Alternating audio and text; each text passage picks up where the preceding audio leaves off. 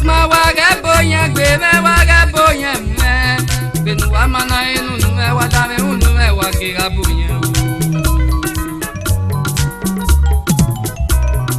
Adegiria se waria se me adegiria be waya bome waya bome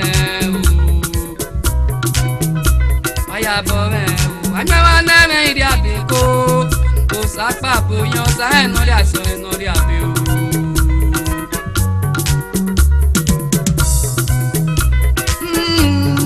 o sapa boya bagmo o sa eno ria se eno ria be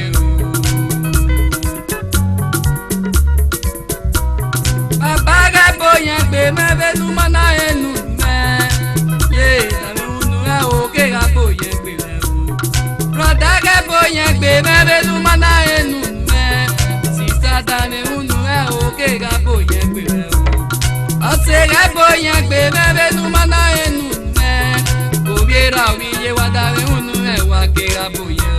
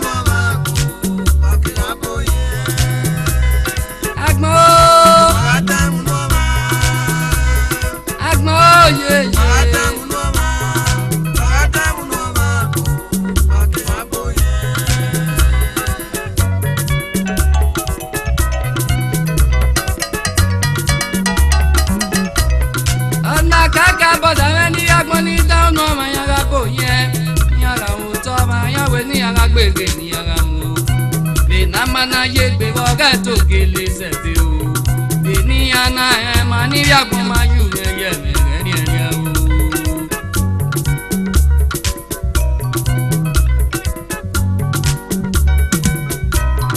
aseru daga tama we tata ko we ona ga gbe me o ga mu e o asete me bu mo de yan ma so ga gbe me o we no ga gbe me we toto ma nka o we no ga mu me we ni no ma Udoji gare o go wi yen toto ma Edwin gare o go wi yen ni nyo ma eta lo gare li ya gi ga nyo ma ne toto ma o ka ni ya gi yo wa nyo ma ne ni nyo ma o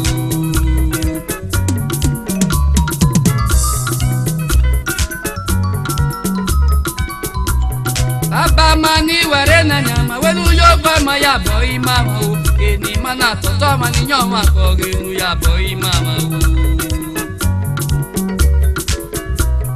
Baba wiye ya boy mama no ma ya bo biera bodiye owo ma no ma ya bo si o ye ya boy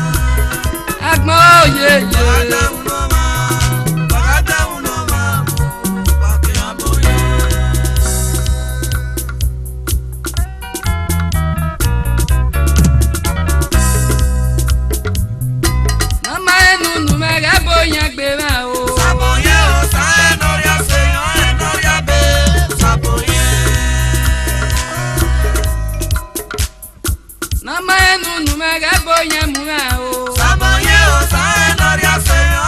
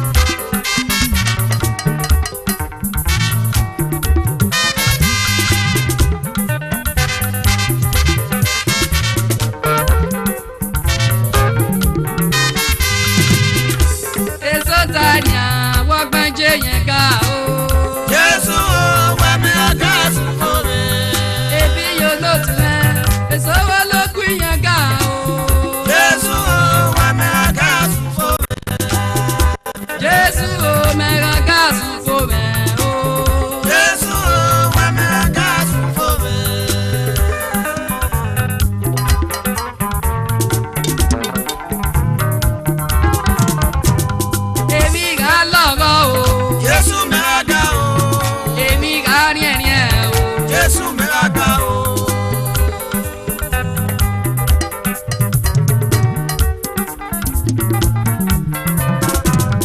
Èmi ga lọ́gọ́ra mi lera, èmi ga ní ẹni ẹyẹ mi níye, èmi ga lọ́gọ́ra mi o, Jésù mẹ́ràká o. Jésù mẹ́ràká o. Jésù wọ̀pọ̀ rẹ̀ o.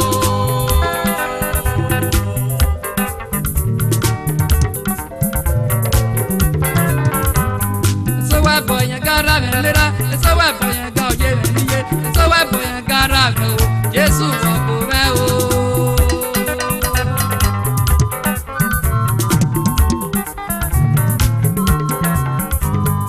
Eno sayi mose mose, eno sayi ebu ebu, we na mi adana o, woga bo we kiki.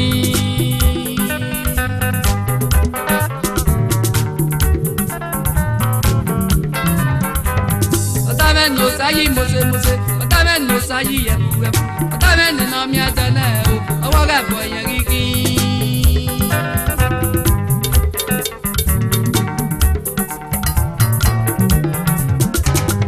No sari omo na ra mi, no sari adona ye me niye, sari opo na ra mi o, wogi sango we kiki.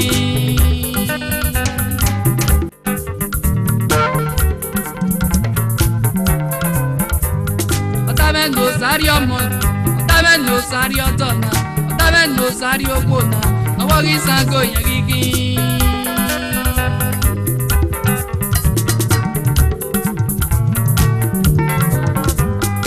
Eno le wogi Jésù aki, wagi maleru mo, etuga yi ma peke oga, ebo nu egani, sango nu egani yo, oge su eyaki, eke oga su yomato. Yesu yamadu akioyi, Yesu yamadu akigbiage o, Yesu yamadu akiziga o, eke oga bu Yesu yamadu.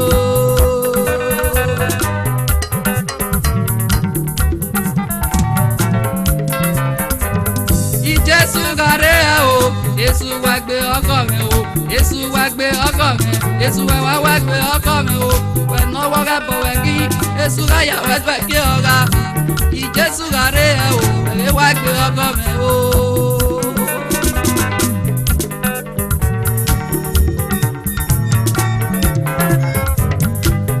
Wagi Jésù wagi maleru mo, ima mi ari obo isa, broda na we boyenga, la akere boda o. Kere boda, Jésù abo e mata o. Sister na we sango yenga, la akere boda o. Kere boda, Jésù abo e mata o. Ebi ga logo, ebi ga ri eni o na wo. Kere boda, Jésù abo e mata o. Yayi o, uma yayi o, uma ese gota me o. Kere boda, Jésù abo e mata o.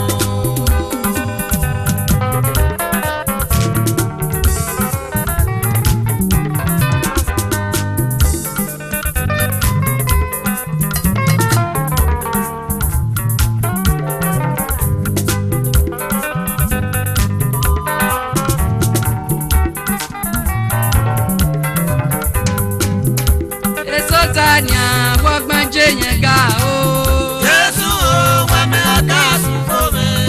Ebi yo no tume, esowo loku yenga o. Jésù o, wa me akasu fome. Jésù o, me akasu fome o. Jésù o, wa me akasu fome.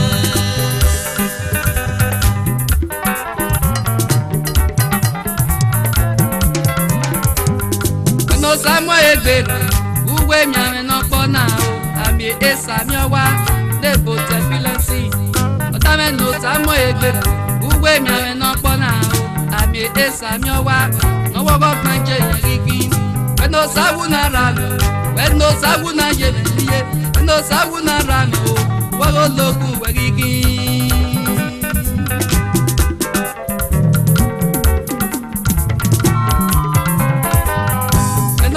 Jésù wagi maleru mo, ima mi ari obo isa, broda na we boyenga, sister na we sango yenga, kere bo boni ose o, Jésù mo marere, iwa beni mene, Jésù ẹ̀bọ̀ ẹ̀ máa ta o.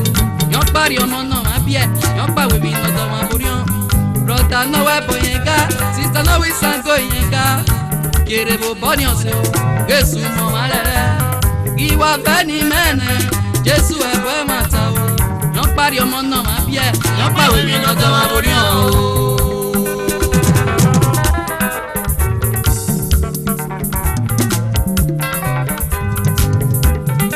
Tanya webo yẹn ga o. Jésù o mega gas fún mi. Jésù o mega gas fún mi. Jésù o mega gas fún mi.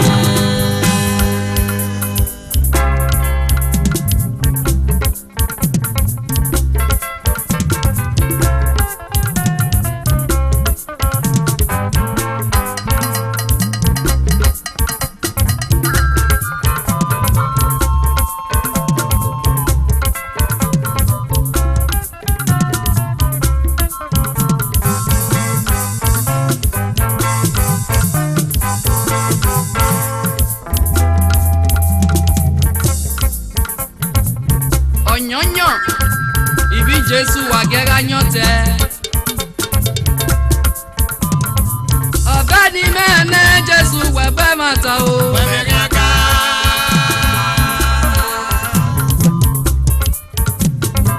Ọ̀bẹ ni mẹ́ẹ̀nẹ́ wọ́n parí ọmọ náà má bí ẹ̀. Ọ̀bẹ ni mẹ́ẹ̀nẹ́ wọ́n pàwé mi lọ́tọ́ máa borí hàn o. Jésù Wemeniaka Fason Wemeniaka Baba Wemeniaka Wemeniaka Sukono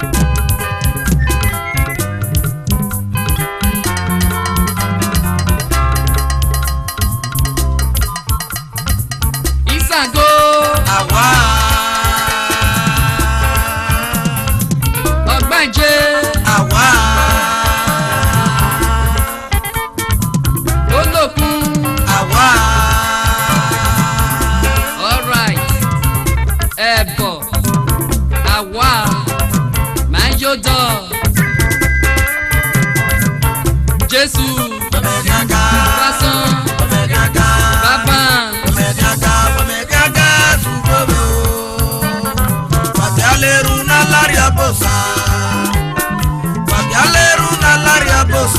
ọmọ náà lọ́wọ́ bí Jésù yẹn kí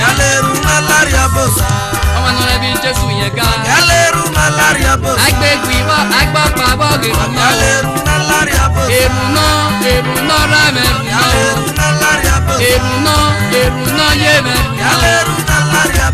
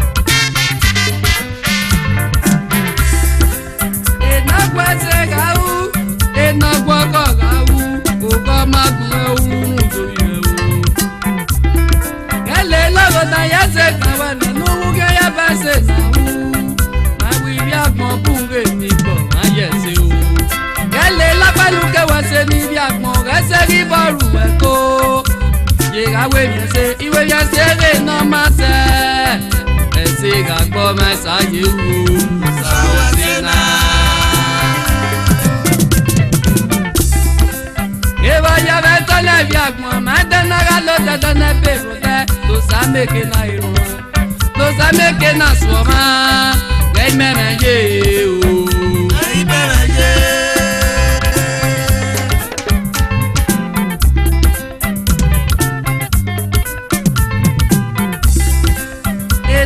se ga urame na kwase ga u kwase uarie na kwaga ga ujeme na kwaga ga u kwaga uarie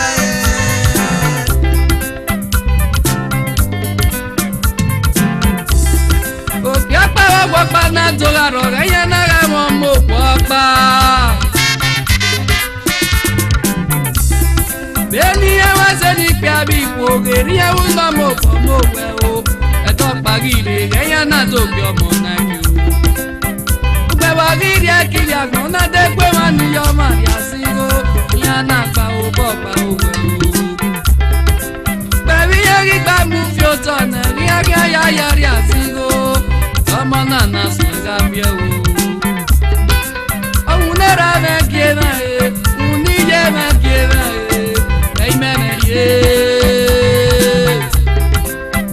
Hey memory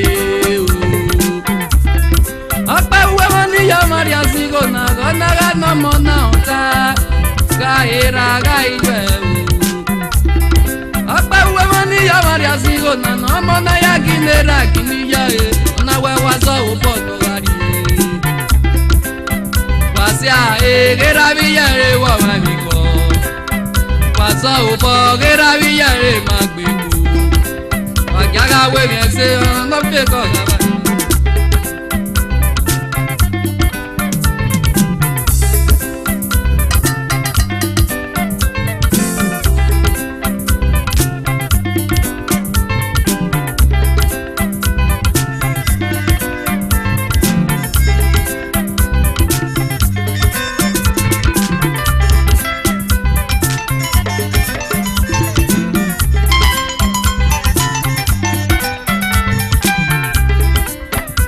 Kwase ga urame na kwase ga kwase uarie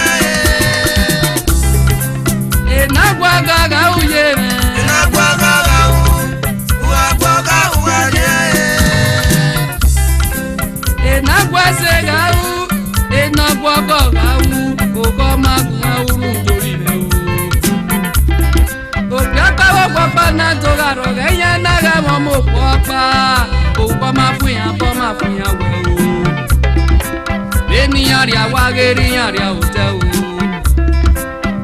Ezogire go ya e ma me no ya ba ere o Opogire go ya e ma me kele yo Wa gaga we me se na ga ya logo mo ke na ri yo wa o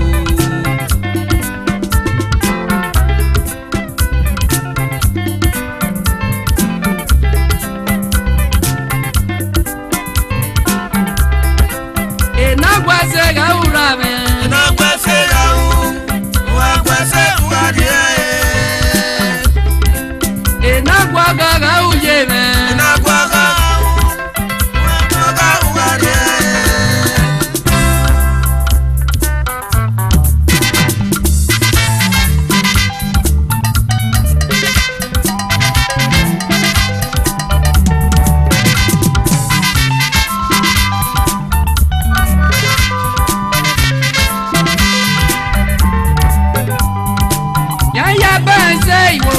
Ya se garene Oyera wase goza wase na o Yega wase goza wase na o Oyera wase goza wase na o Ena kwase yega wase otugu ga usa ya sa wase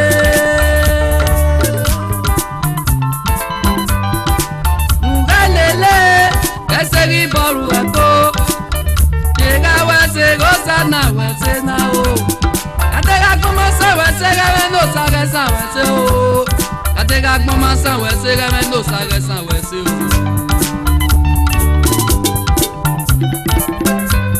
ke bo yo me tona amanda na ga lo ta na be ro ta no sa me ke na iru ma me yo no sa me ke na so ba o ya ba se iwogo da ya se ga me na Ojira wa se lo sa na se na o Yega wa se go sa wa se na o alright Ojira wa se lo sa na wa se na o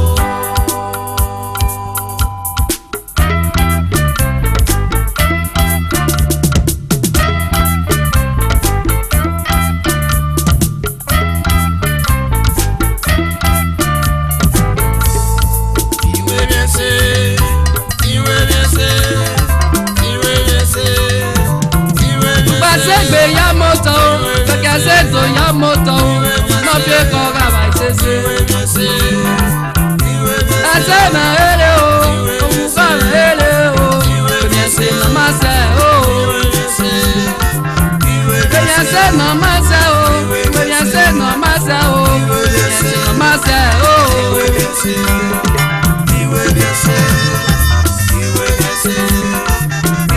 Basegbe ya moto keke se to ya moto no pe ko ga ba sese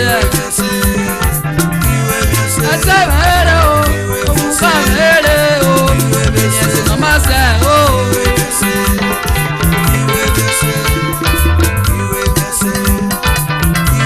se na masa o se na masa o se na masa o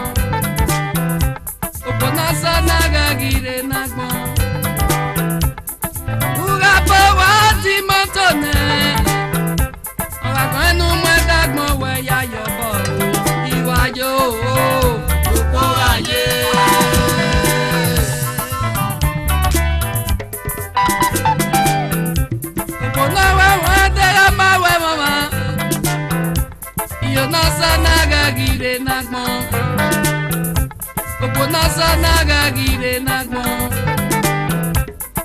Uga bawazi motone Oga kwenu madagmo we ya yobo Iwa yo oforaye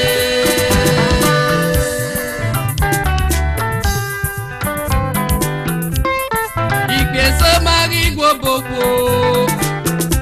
Gbogbo na we mo ego mami eya ni Igbeso mari gbogbo bia Gbogbo na we mo ego mami eya ni Iyo na so na gagire na gbo Gbogbo na so na gagire na gbo Iwa yo oforaye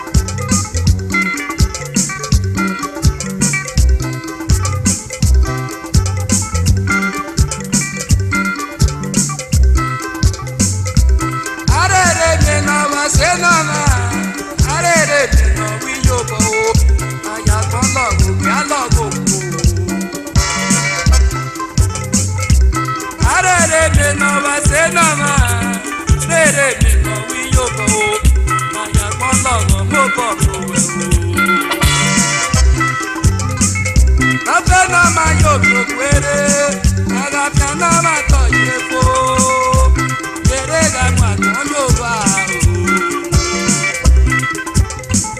nafena mayoto kwere agapiana matoyefo amapiana matoyefo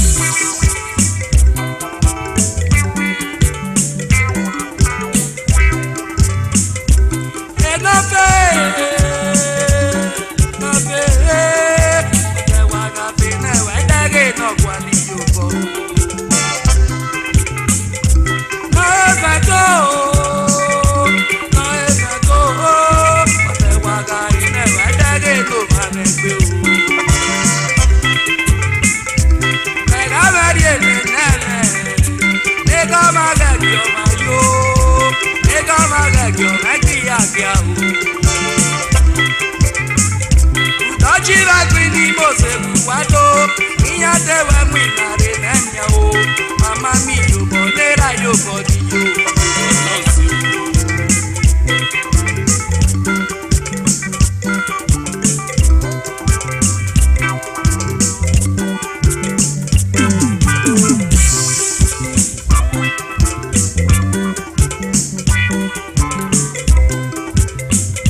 Osana gbona logo ma benya. Amino wasena mo. Amino wiyobo. Arere meno wasena ma jebeni. Amino wasena mo. Amino wiyobo. Osana gbona logo ma benya jebeni. Amino wasena mo. Amino wiyobo.